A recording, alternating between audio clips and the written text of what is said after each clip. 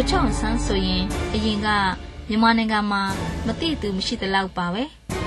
အခုတော့ဗိုလ်ချုပ်ရုပ်ပုံလွှာတွေလူမြင်ကွင်းကပြတ်ခွေလာတယ်လို့ဗိုလ်ချုပ်ပြတ်တိုက်ဆိုရင်လည်းဆိုင်းပုတ်တာကြာမှာတော့တယ်ဒီအကြောင်းဦးမိုးအေးကဒီတစ်ပတ်ရုပ်သံမှတ်တမ်းအစီအစဉ်မှာဒီဖြက်တင်ဆက်ထားပါတယ်ရှင်ဖေဖော်ဝါရီ23မှာဗိုလ်ချုပ်မွေးနေ့ပါ1915ရှေ့နေဦးဖာသာဇာတိနမောက်မဝေးခိုင်တိကျများဟုတိုင်ကျန်းကျက်ခိုင်တဲ့ဇာနီဖွာမိခင်တော်စုတာ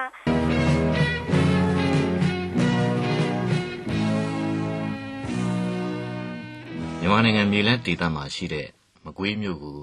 လူတိုင်းမရောက်ဘူးတောင်ကြားဘူးသိဘူးကြမှာပါအဲ့ဒီမကွေးမြို့ကနေအရှိပဲတဲတဲ့ကျင်းမြောင်းပြီးကြောက်ပေါက်ခွက်လူဖြစ်နေတဲ့ကတ်တရာလမ်းအတိုင်းမိုင်20လောက်သွားမယ်ဆိုရင်နတ်မောက်မြို့နယ်အစပ်ကိုရောက်ပါလိမ့်မယ်ရင်သွားရင်လာမရှိသလောက်ဖြစ်နေတဲ့အဲ့ဒီအမိခံကားလမ်းအတိုင်းနောက်ထပ်10မိုင်ကျော်လောက်သွားအောင်မယ်ဆိုရင်နတ်မောက်မြို့နယ်ကကြိုးဆိုပါတယ်ဆိုတဲ့မထင်မရှားဆိုင်းပုတ်ကိုတွေ့ကြရမှာပါအဲ့ဒီကမှဆက်သွားလိုက်အောင်မယ်ဆိုရင်မြို့အဝင်လမ်းကတဲချောင်းလိုဖြစ်နေတဲ့နတ်မောက်မြို့လေးကိုရောက်ပါလိမ့်မယ်အဲ့ဒီတဲချောင်းကြားကအထီးကျန်နတ်မောက်မြို့ကလေးဟာဒီကနေ့မြမတပ်မတော်ကိုစတင်ထူထောင်ခဲ့တဲ့တပ်မတော်ရဲ့ဖခင်ကြီးနဲ့အမျိုးသားခေါင်းဆောင်ကြီးဗိုလ်ချုပ်အောင်ဆန်းရဲ့သမိုင်းဝင်ဇာတိချက်ကြွေမွေးရမည်ပါရာဇဝင်ထုတ်ပတ်တီလဲရှိရမယ်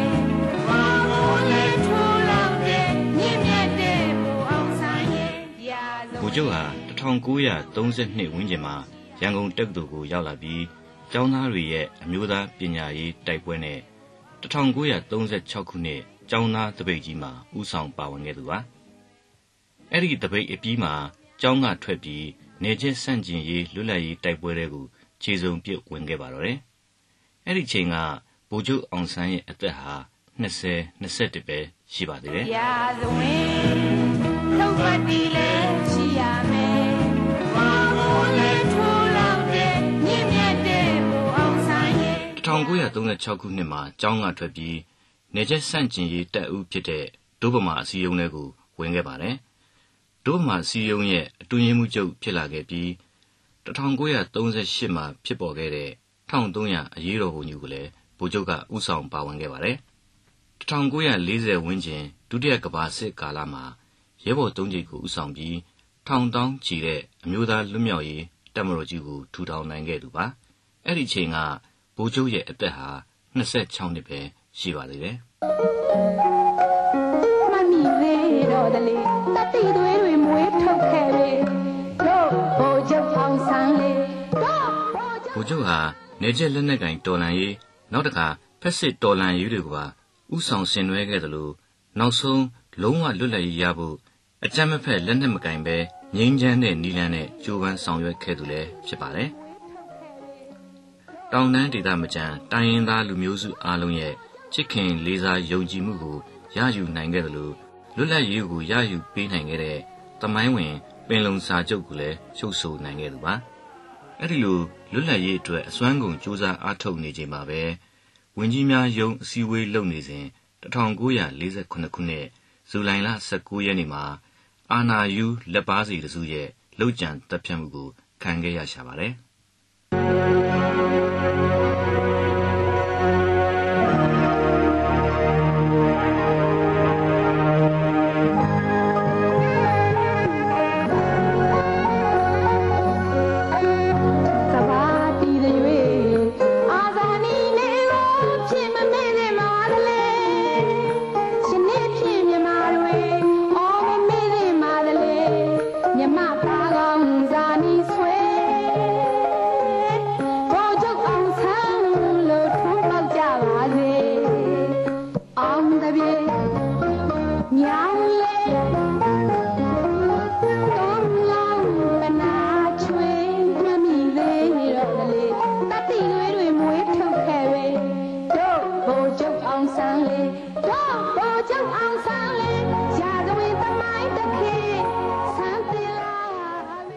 သူချစ်တဲ့မိသားစုသူသိချစ်တဲ့အတိုင်းသူပြည်သားတွေကိုကြောခိုင်းသွားရချိန်မှာဗိုလ်ချုပ်အောင်ဆန်းရဲ့အသက်ဟာ33နှစ်ပဲရှိပါသေးတယ်။ရာဇဝင် ထုတ်ပတ်တီလဲရှိရမယ်ဘာကိုလဲထိုးလောက်တဲ့မြင့်မြတ်တဲ့ဘူအောင်ဆိုင်ရဲ့ရာဇဝင်ထုတ်ပတ်တီလဲရှိရမယ်ရာဇဝင်အထုပ်ပတ်တီအပြည့်ရှိခဲ့တဲ့ဗိုလ်ချုပ်ရဲ့ကိုကျိုးစွန့်ဆောင်ရွက်မှုတွေကိုအတိမတ်ပြုတဲ့အနေနဲ့ဗိုလ်ချုပ်ရဲ့မွေးနေ့ကိုကလေးများနေ့အဖြစ်ဂုဏ်ပြုသတ်မှတ်ခဲ့ကြပါတယ်မြမသားကောင်းဇာနီဆွေဗိုလ်ချုပ်အောင်ဆန်းလို့ထူပေါက်ကြပါစေအောင်တပြေညောင်းလေဒါအပြင်ဂုဏ်သရေတိတ်ခါရှိတဲ့နိုင်ငံတွေလုပ်တဲ့အတိုင်းမြန်မာသုံးကျပ်ငွေတွေမှာဗိုလ်ချုပ်ရဲ့ပုံတွေနဲ့ထုတ်ဝေဂုဏ်ပြုခဲ့ကြပါတယ်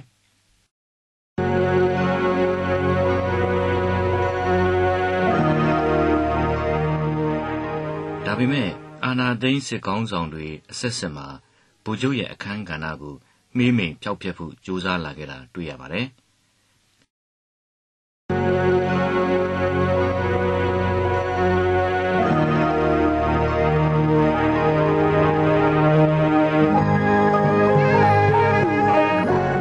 ဒီကနေ့စစ်ကောင်းဆောင်တွေလက်ထက်မှာတော့မြန်မာကျပ်ငွေတွေမှာဗိုလ်ချုပ်ရဲ့ပုံအစားချင်းသေးလူလူဘာလူလူဘာမှန်းမသိတဲ့အကောင်တစ်ကောင်နဲ့အပြေးတိုင်အစားထိုးလိုက်ပါတော့တယ်ဗိုလ်ချုပ်ရဲ့မွေးရဲ့ဇာတိမြေကိုထိုက်တန်တဲ့ပြင်ဆင်မွမ်းမံမှုလုံးဝမရှိဘဲဥပက္ခပြုခဲ့ကြသလိုပဲပြတိုက်လှုပ်ထားတဲ့ဗိုလ်ချုပ်ရဲ့နေအိမ်ဆိုရင်လည်းလူသူကင်းမဲ့တဲ့ဇေယျဥပမာဖန်တီးထားတာတွေ့ကြရမှာပါ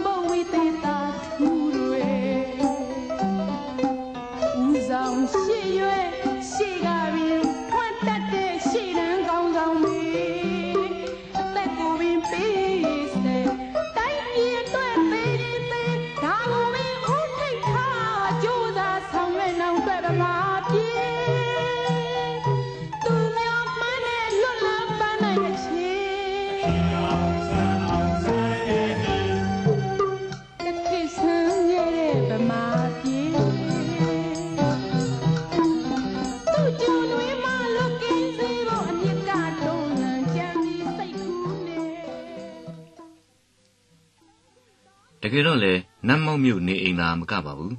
မြို့တော်ရန်ကုန်တာဝါလိမ့်လန်းနေအိမ်ကိုလည်းတစ်ချက်ကြည့်ကြည့်ပါယိုယွန်းပျက်စီးနေတဲ့နိုင်ရန်တွေကြားကဗိုလ်ချုပ်ပြတိုက်လမ်းညွှန်ဆိုင်ဘုတ်ကိုတွေ့ရပါလိမ့်မယ်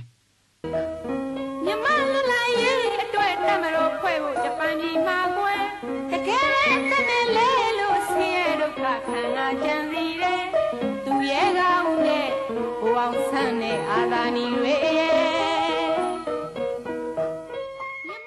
တိုင်းပြည်နဲ့လူမျိုးအတွက်ကိုကျိုးစွန့်ဆောင်ရွက်ခဲ့တဲ့အမျိုးသားခေါင်းဆောင်နဲ့တပ်မတော်ဖခင်ကြီးလွတ်လပ်ရေးပြည်သူ့ကာကြီးဗိုလ်ချုပ်အောင်ဆန်းရဲ့နေအိမ်ပြတိုက်ဟာနိုင်ငံအနာဂတ်လူငယ်မျိုးဆက်သစ်ကလေးတွေနဲ့ပြည်နေရမယ်စားလူသူကင်းမဲ့တိတ်ဆိတ်နေတာကတော့ဝမ်းနည်းစရာဖြစ်ရပါငါတို့မြမပြည်မိဘတိုင်းနာရဲ့ဘိုးအောင်ဆန်းလို့သူရဲ့ကောင်းမွေးရမယ်ငါတို့မြမပြည်မိဘပေါင်းတို့ကရဲ့အာသာနီစိတ်ကိုရှိဖို့မွေးရမယ်အော်ဘယင်းနောင်နဲ့ရာဇာရစ်တို့ရာဇဝင်မှတ်ကြောက်ဘာမှမရှိသူတွေအနေနဲ့မြို့တော်ကဝင်ကြီးရုံးတွေတောင်ချရောင်းစားနေချိန်ဖြစ်လို့ရာဇဝင်အထုပ်ပတ်တိအပြည့်ရှိတဲ့ ဗိုလ်ချုပ်ရဲ့သမိုင်းဝင်နေအိမ်တွေလည်းရောင်းချခံရအောင်မလားဆိုတာကတော့စဉ်းစားတွေးတောပူပန်စရာဖြစ်နေပါလေခင်ဗျာ ရာဇဝင်ထုတ်ပတ်တီလဲ